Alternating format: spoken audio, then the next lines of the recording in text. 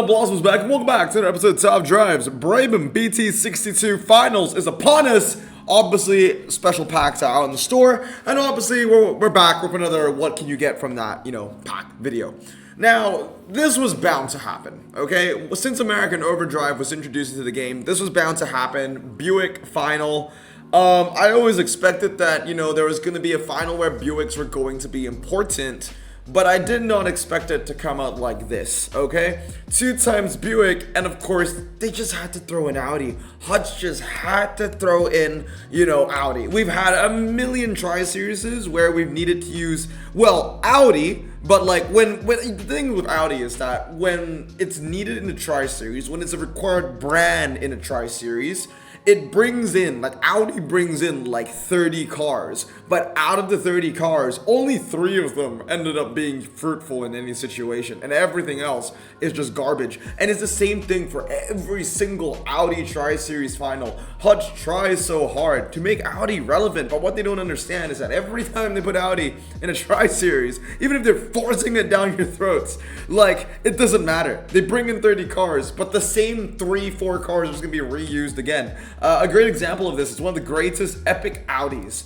that you can use for this final is the Audi RS6 Avant C6. Another decent car that you can use, that's epic by the way, not legend, but epic, besides the Audi RS6 is the Audi R8 4.2 Quattro. Now, I have the Audi RS6 fully upgraded because we were forced to use Audis in a different scenario for a different tri-series, and I already fully upgraded it for that event. Same thing for the R8 4.2. I feel like a lot of players might have this fully upgraded, or some players, especially more of the competitive ones, would have this upgraded already, because I remember this was used in a previous tri-series as well. The problem though is that when you bring Audi into the equation, even though the 2 same cars are useful over and over and over again, you've got this surplus of shit in the background that you're just never gonna use, right? So anyway, I was saying earlier that Buick was always going to happen.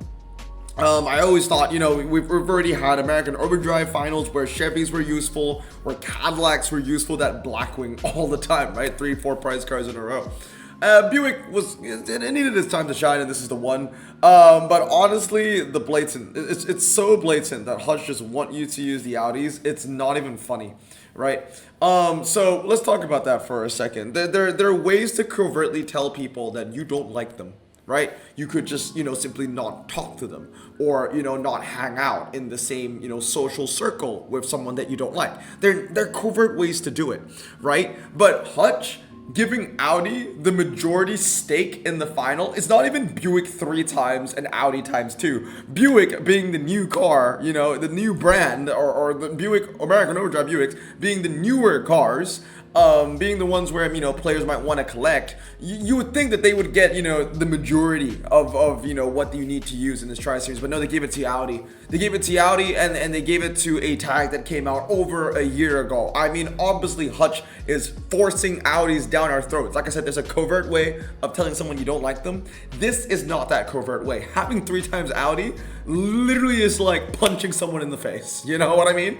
It's actually crazy that we're actually seeing this all over again. But anyway, let's review the pack, shall we? Now, before we get into a general sense, we're going to talk about the tri-series sense. And in the Tri-Series sense for the Brabham finals, or the Brabacon, as you can see, as always, prize car winning, possible prize car winning with an easier bracket, highly unlikely, and no shot.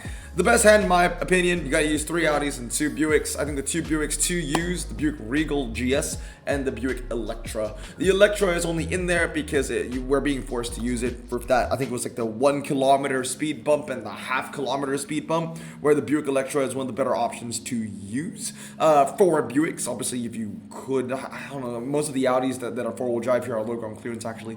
And then obviously the legendary Audis, right? The V8 Quattro as well as the R8 GT are going to be fantastic to use. And for that one off-road track set, the Audi SQ8 comes out supreme. Possible prize car winning cars, basically the better epics and the better legendaries, but not the best. With an easier bracket, the weaker epics and the weaker legendaries, highly unlikely. Your stronger ultra rares, no shot. Your weaker ultra rares. Okay, so that's basically it for the final. You got these 5 cars. You're gonna be sorted. You're gonna have to find yourself in a situation where you're gonna have to fully upgrade a Buick Regal GS or a Buick Electra. The Regal GS GS wouldn't be too painful to upgrade, I think, especially for me being an American collector. I could get some use out of the Regal GS, but the Electra, that is going to be ass. I don't have the Electra, and if I really wanted to go in for this Brabham, I could fully upgrade my Buick Wildcat EV. I do have that, but, you know, just fully upgrading that Buick Wildcat EV just doesn't feel good. It just doesn't feel right. But anyway, let's talk about how useful these cars are in a general sense. As always, they're highly versatile. Versatile requires some criteria, requires heavily favored criteria, and bro, they made it the only option. I'm going to start off with the Buicks, and then we move on to the Audis. So for the Buicks, I'm going to start off with the Envision. I'm going to say it requires heavily favored criteria. Main thing is handles okay, four-wheel drive standard. That's where the good stuff lie. At the end of the day, it's, you know, one of the weaker cars of that niche. Obviously, it is the cheapest ultra to use at RQ50, but, you know, that has some positives as well, as it is able to be a bargain. I've not seen the Envision be a bargain anywhere, unfortunately, but it's a pretty new car. But I'm going to put it in requires heavily favored criteria, mainly because I'm not needed to use it for anything, and I own one in my garage. Moving on is the Buick Envision. This one is, bro, they made it the only option. Centieme. Actually, I don't think I have this in my garage. I think it's another Buick. I have this Envision, which is the all-surface tire one. Oh god, they all look the same. Buick whatever that is, right? That's gonna be requires heavily favored criteria. The Vista requires some criteria. I think this would be a pretty useful car if Buick 5 times was actually a requirements in clubs, because this is one of the better Buicks that you can get in terms of like performance tire performance. The Envision, bro, they made the option. The Light requires some criteria. Same thing with the Vista. Lacrosse, versatile, right? Four-wheel drive standard, and it handles well. And then we have the Enclave. The Enclave, I would say, requires some criteria, or somewhere in between requires heavily favored criteria. I think it's because it's the best all-surface tire Buick. It will get some use. It's also one of the better all-surface tire SUVs from American Overdrive, so I would say some criteria. The Buick Regal, and when I mean Buick, best all-surface tire Buick, of course, I mean Ultra and below, because we do have the Regal Tourer. I'm gonna say heavily favored criteria though, and although this is the better car than the Enclave, you just gotta remember, man, like a lot more people, I would say that 9 out of 10 would have the Buick Enclave upgraded, but not the Regal. Because, you know, that's the issue with Epics, right? Like low tier Epics, too expensive to upgrade. You're just gonna be using it as a 1-star. The Wildcat EV requires heavily favored criteria, basically this final. The Electra, heavily favored criteria, basically this final. Lacrosse, I'm gonna say heavily favored criteria as well, just because they're better options to use. And then we have the Regal GS, which is your better option to use. I'm going to say requires some criteria. It isn't the best of American four-wheel drive standard, but it is the best of American overdrive four-wheel drive standard. We have the Buick Inspire. They made it the only option, just a slightly worse version of the Electra everywhere. The Avenir is the same story as well. Now, I want to talk about Audis. I mean, Audis, they've been in the game for the longest time. Everyone, I think, in top drives can sing Kumbaya and hold hands and all agree that they are useless. And the problem with Audi is that they're all competing against themselves.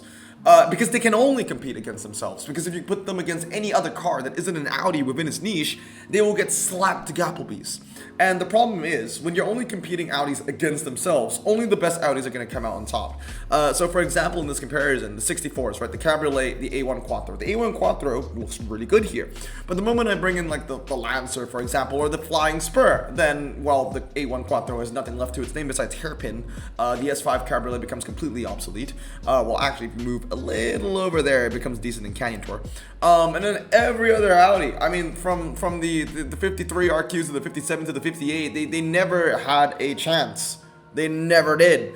And even if I were to take away and compete at these cars against their own RQ, there's going to be a four-wheel drive, you know, medium 58 or 57 non-Audi that will beat these cars anyway. So it's the same story for everything. Let's look at the standard tires, right? We've got, you know, 59, 54, 53, 53 being the strongest of them, really showcasing how Hutch knows their RQ system, right? The moment I bring in the 51 Flex, they trade blows. And then obviously if I bring in the Lavorg, clean sweep, right?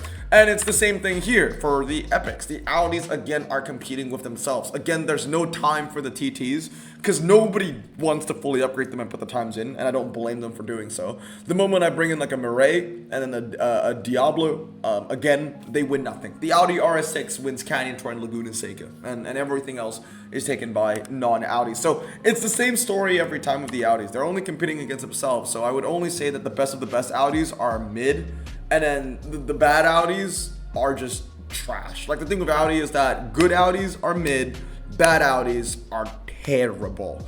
TT 3.2 Quattro. I'm gonna put that requires heavily favorite criteria. Low ground clearance, 90 handling. Those are the two saving factors of that TT.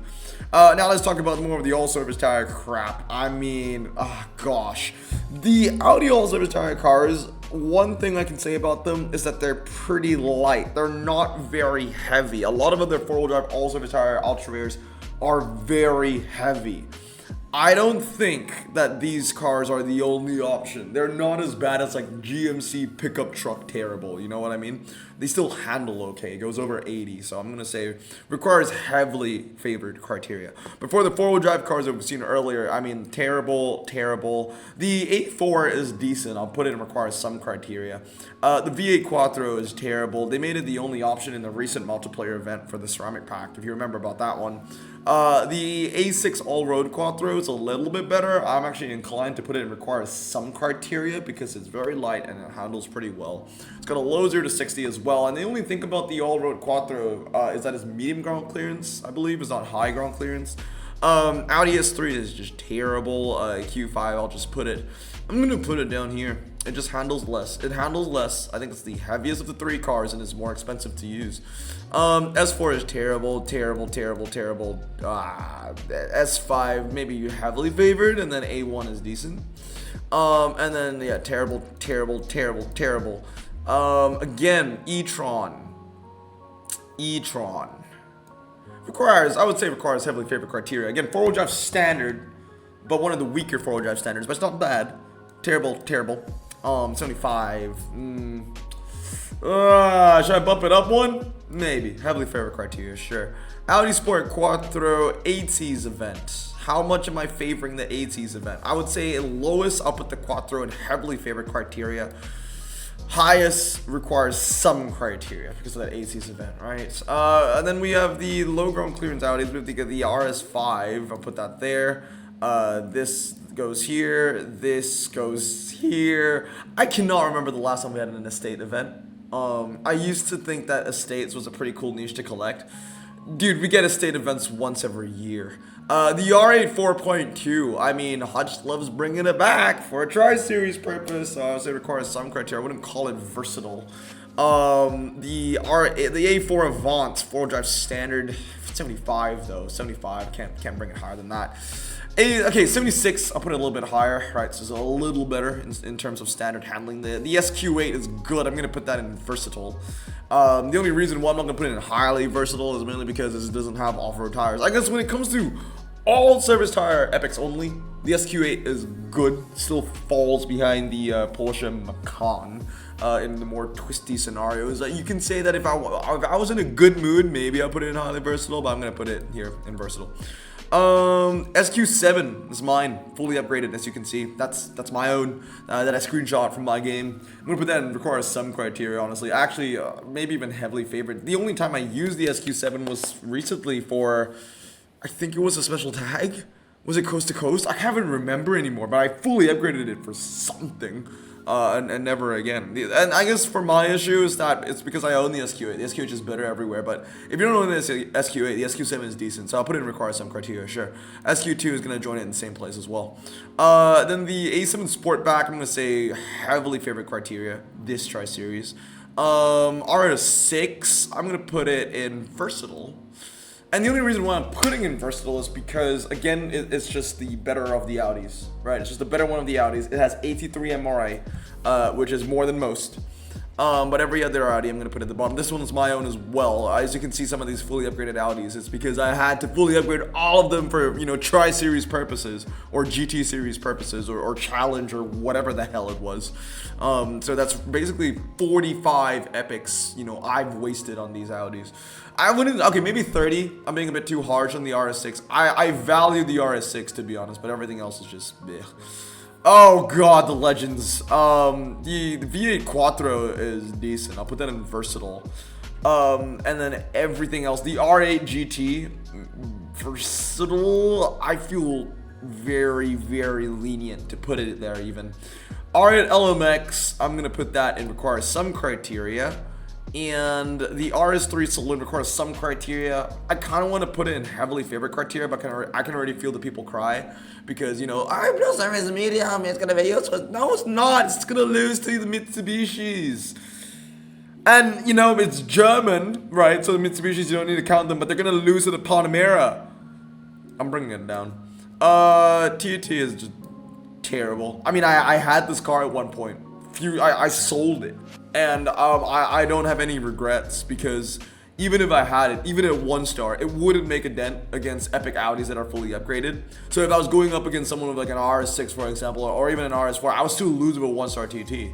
And the only way that I would make it work is that if I had to fully upgrade my TT, and I'm never gonna do that. I'm never gonna do that. Audi RS6 Avant performance, yeah, that stays. I think this is a decent MRA, right? It's like slightly okay. It doesn't matter. No one's actually gonna care, give a shit. Anyway. Yeah, that's it. Oh, look at that. Congratulations. Not a single car made the highest tier. I mean, did anyone expect that from Audi and Buick? No, nobody did. But anyway, I'm going to do something really stupid. I'm going to open a pack. Because I just feel like I need to open a pack. Because, you know, for this series, we always end off opening a pack. But it's really stupid.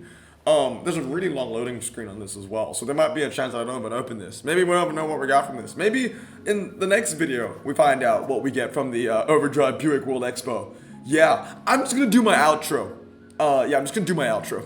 If we don't know what we're gonna get until the next episode, I guess. So anyway, I hope you guys found this video helpful, and I hope that you can make an educated decision on whether you want to waste your money and open the pack or not. I mean, it doesn't seem like it looks like it didn't load. Well, look at that. The loading screen. Sure. Great. That's the universe telling me that they want me to open the pack. Cool. Hope you guys are great. Stay safe. Wash your hands. Wash them out. Peace. Bro, this song just makes me so happy. Me too. Imagine being Asian in the 50s, looking nifty, leather jacket, looking sleek, look like Presley, look so deadly, got a jukebox back at home, feeling jazzy, turn it on and play it slow, like the movies with the ladies. They so fine. Imagine being Asian in the 50s, looking nifty, leather jacket, looking sleek, look like Presley, look so deadly, got a jukebox back at home, feeling jazzy, turn it on and play it slow, like the movies with the ladies. They so fine. Sit back, relax in my Bonneville Pontiac. Hold tight all night, cruise to Jacksonville Atlantic. Blonde hair, don't care, look like Leslie Brooks. Pin up girls everywhere with the drop dead look. Swing it side to side as we slow dance to the night.